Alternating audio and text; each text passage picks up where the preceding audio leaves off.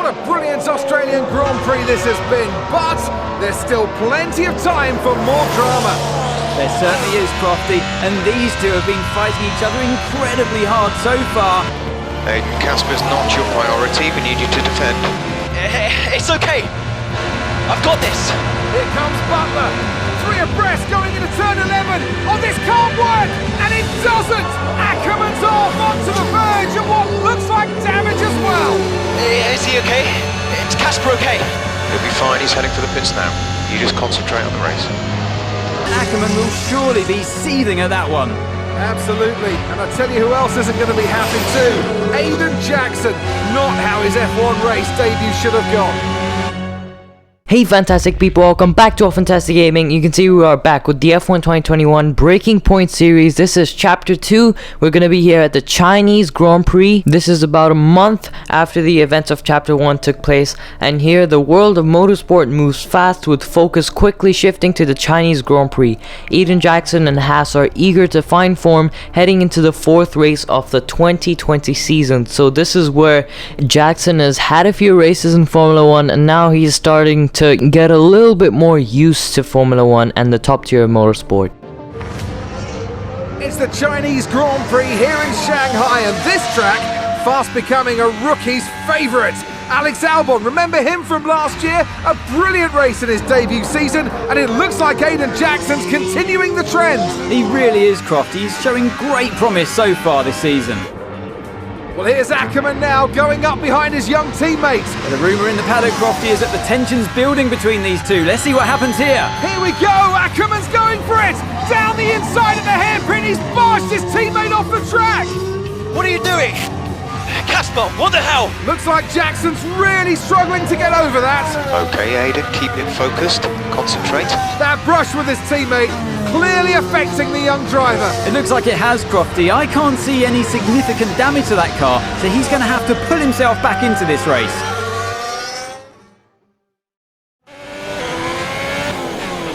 Car's looking okay, Aiden. See if you can recover a few places. What was that all about? You can recover, Aiden.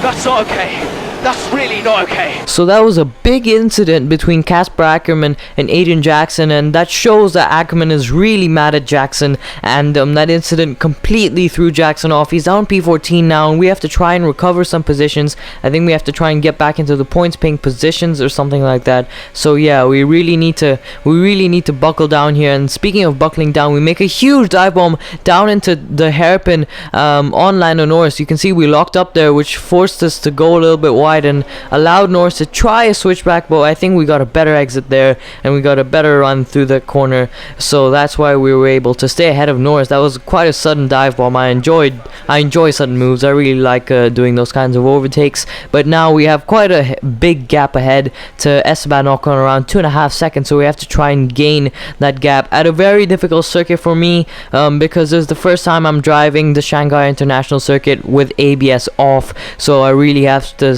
try and get used to the braking, try and see, how I'm gonna manage. You can see I'm locking up quite a lot here, but I'm still gaining on Esteban Ocon pretty fast. I'm quite surprised by how fast we're gaining on Ocon, but we did see this in chapter 1 that it's not that hard to gain on the AI. For now, we have DRS, which is super powerful on this new F1 game. You can see we pull alongside Ocon down to turn 1. I thought I had that position, but turns out I didn't, so I stick to the curve, take the inside line, take that position.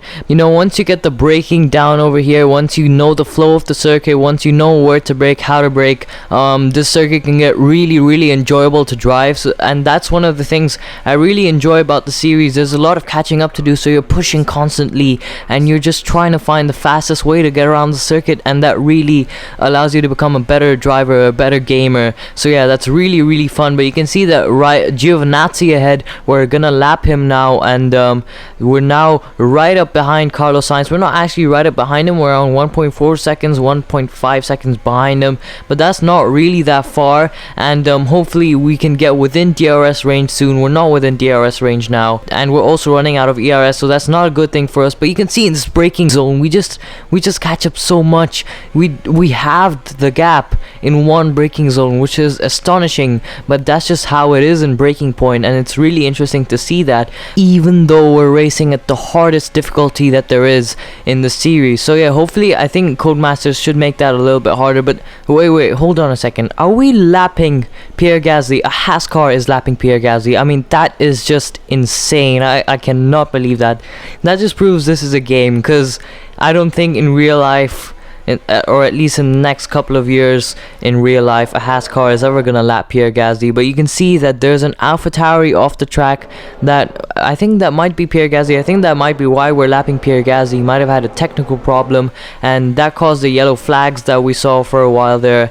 And now you can see that we're catching up to Carlos Sainz so fast, riding the curbs so heavily. That's one thing about this game that I really like. The curbs are more solid. If I would have rode the curbs like that on F1 2020, it wouldn't have unsettled the car so much, but it really did on F1 2021. As we push Sainz through the chicane, we're so close behind him, we're literally pushing him through the chicane. He suffered a lockup, as we saw when he was braking for the chicane, so he's feeling the pressure, and we literally pushed him through that corner. And now coming down this long back straight, we open DRS, and we're just gonna breeze past him pretty much, because DRS, it is pretty powerful on this game.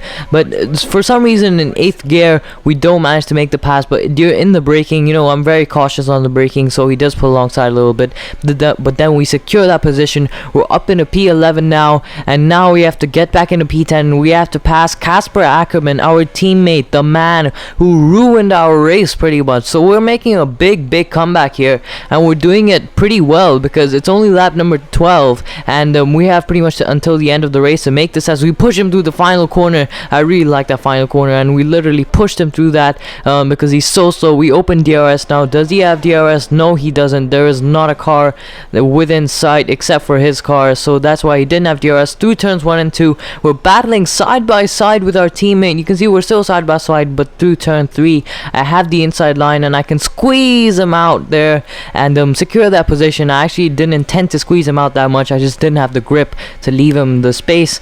But yeah, that was a nice battle. That was a really nice battle, but in the end we secured the position fair and square. Some might argue that that was a little, that squeeze was a little bit unfair, but yeah, I mean, he deserved it. He shunted us off the track, and we got back at him, and that's why he deserved that squeeze. And yeah, we're up in a P10 now. We've completed the objective. I was thinking I might chase for P9, but I think chasing after Albon is a little bit unrealistic, since we have only one lap left. There's a 3-second gap ahead, and Albon is in a Red Bull, so it seems unrealistic that we would be able to catch up to him, and we're not able to catch up to him, as Valtteri Bottas wins the Chinese Grand Prix, and we're pretty much secure in P10.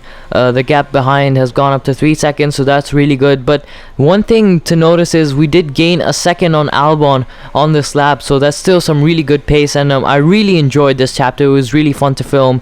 The race was just so exciting, so many overtakes, such a big comeback, and we come across the line to complete this chapter in our Breaking Point journey. The car on the way in.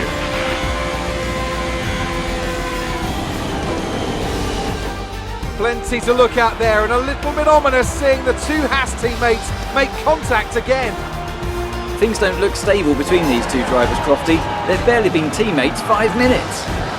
That wheel bump, could that have been avoided, Ant? Yeah, it looked like Ackerman was making a bit of a statement to me. He's certainly not given Jackson any room. A sign of things to come? Well, for their sakes, let's hope not. That wraps things up here in China. Until next time. So after a magnificent race, we can now see the drivers making their way to the podium. Once again, it's the Silver Arrows who take top spot, a well-earned victory for Mercedes.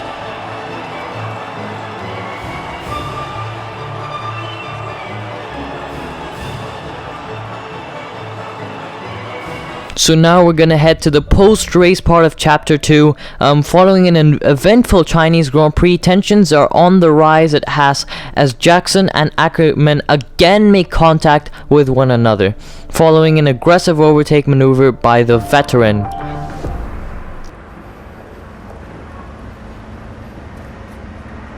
Casper, what the hell was that? You nearly put me out the entire race. Bumping wheels like that, you could have put us both into the barrier. Casper, Come on, man. I have to make a phone call. Casper! Ackerman! Why are you running? Mom! Cancel the TV subscription. The entertainment is right here. Come off it. Do you really have nothing better to do? Right now? No. And why would I want to miss this? You two are like characters in a badly written sitcom. He wanted you a lot to sign Ricardo, you know. Ask anyone. What do you mean? The paddock talks, mate. And so did Ackerman. Should have heard him last season. He didn't care who he talked to, and he was always going off on one about you. He tried to stop him from signing you. He didn't want to play babysitter. Oh, he did he? Everyone knows. Have you not seen the way that people look at you? We all feel sorry for you, mate. You never stood a chance with him. You want my advice? Prove him wrong. Chin up.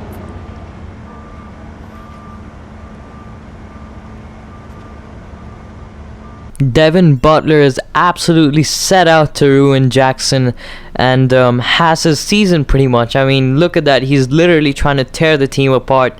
And he's not too far from succeeding. I'm not gonna lie, the tensions between Ackerman and Jackson are really high. But to be honest, the clash between the teammates backfired for Ackerman, because now Jackson, he's making headlines. He really made a good comeback, because obviously we were racing as him, so we made a great comeback, and that basically damages Ackerman's reputation, because he tried to ruin our race and he pretty much failed. Hey, Ma. Hello, love.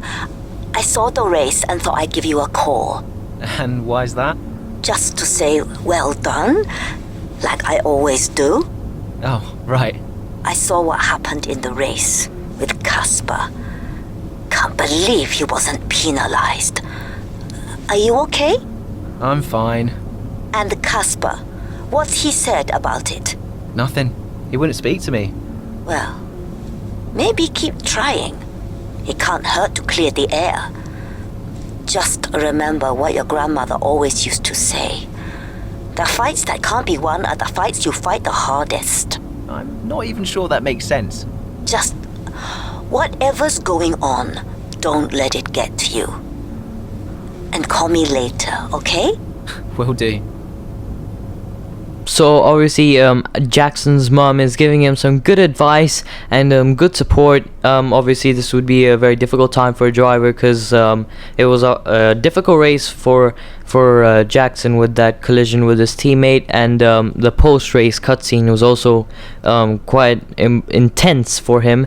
And now we're looking at the socials, and I'm really intrigued by how Codemasters have tried to emulate how people would react to this crash on social media, and it's quite realistic. It's really realistic, and some of the tweets and some of the reactions that you're seeing on the screen right now could be it could really happen in real life, and I can totally understand them.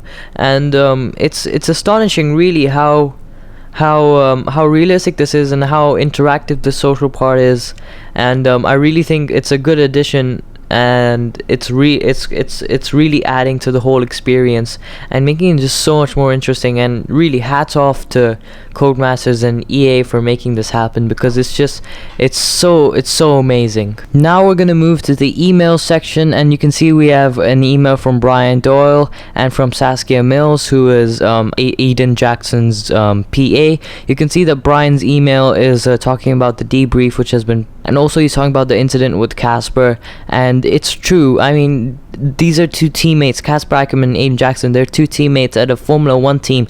They have to work together. They have to gel together. I mean, they don't have to gel together too much necessarily, but they've got to stop running into each other and fighting with each other like this. It's just gonna bring a team down. You can't fight fire with fire, otherwise the whole team will go up in smoke. So yeah, they got to be careful about that. And then there's an update from Aiden Jackson's PA about a restaurant dinner, and and Aiden Jackson's mom's birthday, and Colin Perry, who is, I think, a journalist at Trackside, who's been contacting Aiden Jackson and his PA. So yeah, we're gonna see more about that later on this series. You can see we're claiming our Podium Pass rewards. I hope you enjoyed this episode of the F1 2021 Breaking Point series. I certainly enjoyed it, and looking forward to seeing you guys at the next episode. This is F1ntastic Gaming. Don't forget to smash that like button and hit that subscribe button for more fantastic Formula 1 content.